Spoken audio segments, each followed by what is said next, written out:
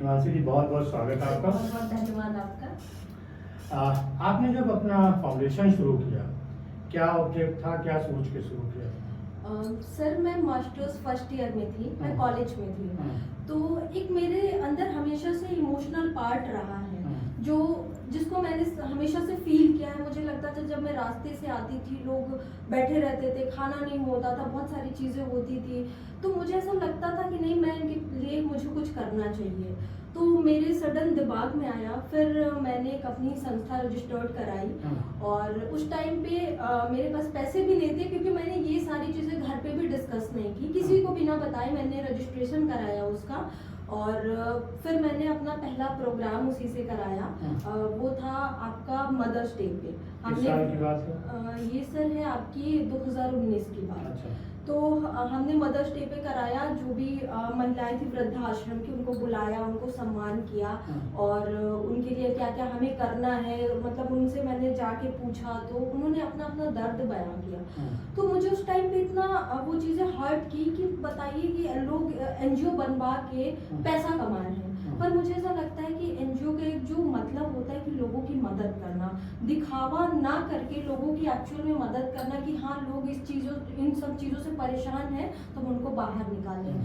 तो वो एक जो इमोशनल पार्ट था, उसी के चलते मैंने अपना एनजीओ बनवाया। और मेरे से जितना भी हो पाता है मैं चाइल्ड एजुकेशन पे ज़्यादा फोकस करती हूँ, क्योंकि मुझे ऐसा लगता है कि जब बच्चे पढ़ेंगे वही देश का भविष्य है, तभी कुछ आगे हो पाएगा। और दूसरी चीज़ ये है कि हमारे समाज में लोग तरह तरह की चीज़ें बोलते हैं, बहुत अवेयरनेस को लेके प्रोग्राम्स कराते हैं, बट इसकी वास्तविकता एक्चुअल में कुछ अलग है। और लोग सिर्फ दिखावे के लिए काम करते हैं, जबकि ज़रूरत आज के टाइम में ये है कि हम ज़मीनी स्तर पे जाके काम करें।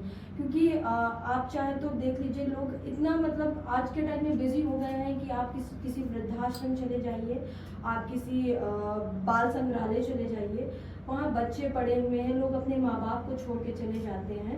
तो हमें इन सबको अवेयर करने की ज़रूरत है कि हम इतने बिजी ना हो जाएं कि हम अपने माँ बाप को छोड़ दें। और आप गली से जा रहे हैं, आप लाखों रुपए अपने ऐशो आराम में फूंक रहे हैं, अगर आपसे कह दो कि आप किसी गरीब को खाना खिला दो, तो लोग कहेंगे अरे इनका तो ड्रामा है, सब अपनी अपनी किस्मत लेके आए। तो मुझे लगता है ऐसा नहीं है कि अगर हम सब थोड़ी थोड़ी मदद करेंगे तो हमारा समाज बदलेगा, और थोड़ी थोड़ी मदद से ही लोगों का पेट भी भरेगा और हम दूसरों की मदद भी कर पाएंगे।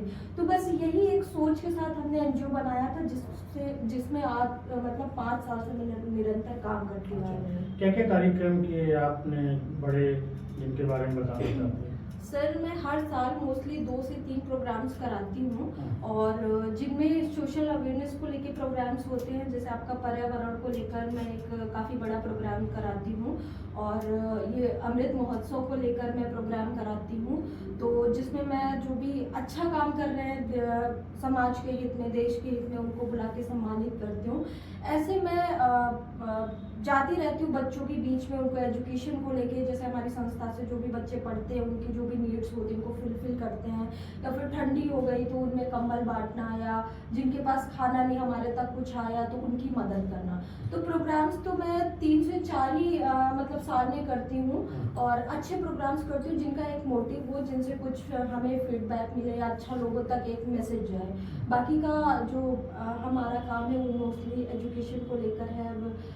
कभी हम गाँव में चले गए, विमेन एम्पावरमेंट को लेकर है, तो इन्हीं सब पे हम लोग काम करते हैं। मैराथन आपने किया? जी मैंने। तो मैराथन करने के पीछे क्या उद्देश्य है, फिटनेस क्या है? सर 5 जून को हम मैराथन कराते हैं। इसको लेकर हमारा फिटनेस का कोई उद्देश्य नहीं था। इसको लेकर ये था कि हम मैराथन के माध्यम से लोगों को जागरूक करेंगे। लोग हाथों में एक अपना जो भी हम बनवाते हैं उसको लेकर सड़कों पे उतरेंगे, तो लोगों के अंदर थोड़ी सी अवेयरनेस आएगी। और 10-90 एक ऐसी जगह है जहाँ पे लोग सुबह टहलने के लिए, सारी चीज़ें करने के लिए आते हैं। तो क्योंकि जब हमारा पर्यावरण सही रहेगा तभी हम लोग भी सही से रह पाएंगे, तो उसके लिए काम करना बहुत ज़रूरी मुझे लगता है। तो मैं हर साल इसलिए पर्यावरण पे एक प्रोग्राम ज़रूर कराती हूँ, ताकि लोग इससे अवेयर हों। फिर उसके बाद आप मीडिया लाइन में आई। जी यहाँ आके क्या अनुभव हुआ? सर मीडिया लाइन में नहीं आई, मेरी स्टार्टिंग से जो लाइन थी वो मीडिया की ही थी। अच्छा। मेरा मास्टर्स जब चल रहा था तो मैंने सोचा कि अब नौकरी का सोचते हैं, तो गई मैं 2-4 जगह मैंने इंटर्नशिप किया, काफ़ी कुछ देखने को मिला, सीखने को मिला। फिर एक टाइम लगा कि नहीं यार, इस फील्ड में सर्वाइव करना बड़ा मुश्किल है। फिर मैंने कहा नहीं इतना भी मुश्किल नहीं है, सीखते हैं, क्योंकि हर काम मुझे लगता नहीं है कि पैसे के लिए करना चाहिए। हमने सीखा, 6 से 7 महीने लोगों के साथ रह के सीखा, काफ़ी कुछ सीखने को मिला। फिर 2-4 जगह हमने नौकरी भी की। उसके बाद मुझे लगा कि नहीं, मुझे एक खुद का कुछ स्टेबल करना चाहिए। तो एक होता नहीं कि आपके दिमाग में लगता है कि नहीं, मैं नौकरी के लिए नहीं बनी हूँ, मुझसे 10 से 6 वाली नौकरी नहीं हो पाएगी। तो सिर्फ वही लगा। तो मीडिया के साथ साथ मैं एनजीओ दोनों चीज़ें रन करती हूँ। अच्छा, क्या स्थिति देखती हैं महिलाओं की? खास तौर से सोसाइटी में बात होती है महिला सशक्तिकरण की, लेकिन समस्याएं अभी जस की तस हैं। आपने क्या देखा? सर मैंने तो बहुत कुछ देखा है, और सबसे बड़ी चीज़ जो मैं कहना चाहूँगी कि बहुत सारी चीज़ें वुमेन एम्पावरमेंट, महिला सशक्तिकरण को लेकर होती रहती हैं, वो सब दिखा हुआ है। क्योंकि अब जब धरातल पे उतरेंगे तो महिलाओं के लिए मतलब इस सोसाइटी में सर्वाइव करना बहुत मुश्किल है। अगर एक लड़की ने कुछ कर लिया तो ये अरे लड़की है, इसने तो बहुत आसानी से कर लिया, क्योंकि लोगों के दिमाग में मोस्टली होता है कि लड़कियों को सक्सेस मिलना बहुत आसान होता है। बट ऐसा नहीं है। मैं भी काम कर रही हूँ, मैंने देखा है कि हम अगर कहीं नौकरी कर रहे हैं, वहाँ भी हमें खुद को बचा के काम करना पड़ता है। हम किसी से किसी काम के लिए गए, हमें खुद को वहाँ पे भी बचाना पड़ता है। तो हमारे लिए तो हर जगह स्ट्रगल है। बट उसके बाद में अगर हम सक्सेस होते हैं तो लोग ये कहते हैं अरे वो लड़की थी, उसने कर लिया, तो वो चीज़ बहुत हर्ट होती है। क्योंकि मुझे लगता है कि आज का वो टाइम है कि लोगों को हमारी मेहनत देखना चाहिए।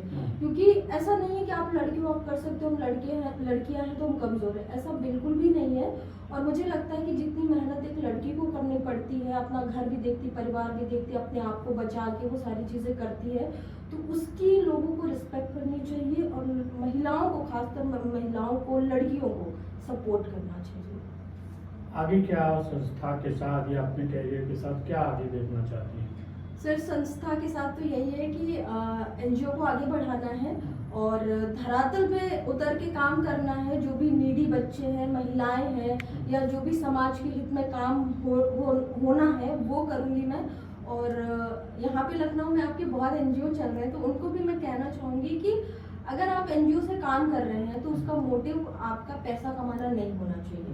ये 2000-5000 में जो भी काम हो रहे हैं, मुझे लगता है इसको छोड़ के जो एक्चुअल में जो नीड है, जिसके लिए हमने एनजीओ बनाया है, उसको ना भूलते हुए हमें उस पर काम करना चाहिए।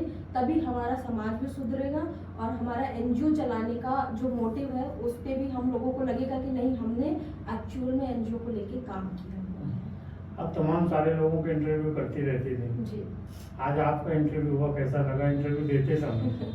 सर पहले तो थोड़ा सा नर्वस थी मैं, बट अभी बहुत अच्छा लगा, क्योंकि बोलना हम लोगों का काम है और बोलना भी बहुत ज़रूरी है। क्योंकि हमारे इस बोलने से 100 लोग नहीं, लेकिन 2 लोग तो ज़रूर अपनी सोच कहीं ना कहीं प्रभावित होंगे और सोच बदलेंगे। तो बोलना बहुत ज़रूरी है, क्योंकि मुझे लगता है सबको खुल के अपनी बात रखनी चाहिए कि कौन किस ढंग से काम कर रहा है, या जिस काम को आप कर रहे हो उसका करने का एक ढंग, सही ढंग क्या होना चाहिए, तो ये आपको रखना चाहिए। और कुछ कहना चाहती है अपने दर्शकों से चलते चलते?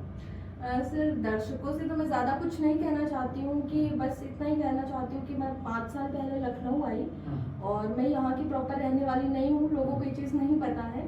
तो जो एक प्यार और सम्मान जो जेन्युइन एक्चुअल लोगों ने मुझे दिया है इतनी कम एज में, उसकी मैं बहुत शुक्रगुजार हूँ कि इतने अच्छे लोग मुझसे जुड़े और मुझे इतनी रिस्पेक्ट करते हैं। और मैं चाहती हूँ कि आगे भी मैं ऐसे ही काम करती रहूँगी और आप लोग अपना प्यार, सपोर्ट और जो सही गाइडेंस है वो मुझे देते रहेंगे। बिल्कुल। और जो आपके जैसी लड़कियां हैं इस मीडिया सेक्टर में या एनजीओ सेक्टर में करियर बनाना चाहती हैं, उनके लिए कोई टिप्स?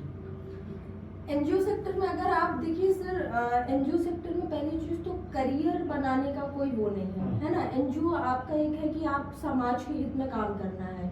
अगर आपको पैसा कमाना है तो फिर आपको करियर चूज करना पड़ेगा, आप इंजीनियर बन जाइए, आपको जो भी, आपको जहाँ भी इंटरेस्ट है। बट हाँ, अगर आप एनजीओ चलाना चाहते हैं तो ऐसा नहीं है, इसमें भी बहुत सारी अच्छी चीज़ें हैं, आप कर सकते हैं उसके थ्रू, जैसे सिलाई कढ़ाई हो गया। तो सर देखिए आज के टाइम में पैसा हमारा बेसिक नीड है। हाँ। जब हमारे पास खुद की नीड्स होंगी, हमारे पास पैसा होगा, हम तभी दूसरों के लिए कर पाएंगे। बट अगर आप चाहते हो कि नहीं आप एनजीओ में प्रॉपर करियर बना लो, तो वो पॉसिबल नहीं है। हाँ, आप कोई जॉब कर रहे हो, उसके साथ साथ आप एनजीओ बना लो समाज के लिए। अगर आपके दिमाग में कुछ है कि नहीं मैं करना चाहती हूँ या इस फील्ड में प्रॉपर एजुकेशन को लेकर कुछ करना चाहते हो, तो ये फील्ड बहुत अच्छी है। और रही बात मीडिया की, तो मीडिया में भी स्टार्टिंग में बच्चे बहुत हंसी खुशी एडमिशन ले लेते हैं कि मुझे जर्नलिज्म करना है, मुझे एंकर बनना है। बट आजकल के सर बच्चों के अंदर प्रॉब्लम क्या है ना कि वो मेहनत नहीं करना चाहते हैं। उनको लगता है कि आज हमने एंकरिंग कर ली तो सीधे हम आज तक में पहुंच जाए, जो कि पॉसिबल नहीं है। और मीडिया एक ऐसी फील्ड है जहाँ पे हम हर दिन कुछ ना कुछ सीखते हैं और हमें पूरी तरीके से हर चीज़ आनी चाहिए। तो इस मीडिया में रहने के लिए आपको बहुत सारी मेहनत और हार्ड वर्क की ज़रूरत है, जो कि आज के बच्चे नहीं करना चाहते। उनको लगता है बस सैलरी पैकेज अच्छा होना चाहिए। इंटरव्यू देने जाएंगे तो सबसे पहले सर सैलरी इतने में क्या होता है। तो आपको भी पता है, हमें भी पता है कि हम लोगों ने काफ़ी टाइम तक फ्री में काम किया है। तो अगर कोई भी लाइन आप चूज़ करते हो उसमें हार्डवर्क बहुत ज़रूरी है। जब आप हार्डवर्क करोगे तो ऑब्वियस सी बात है एक दिन ऐसा आएगा कि आपकी सैलरी भी अच्छी होगी और आपका नाम भी अच्छा होगा। बहुत शुक्रिया।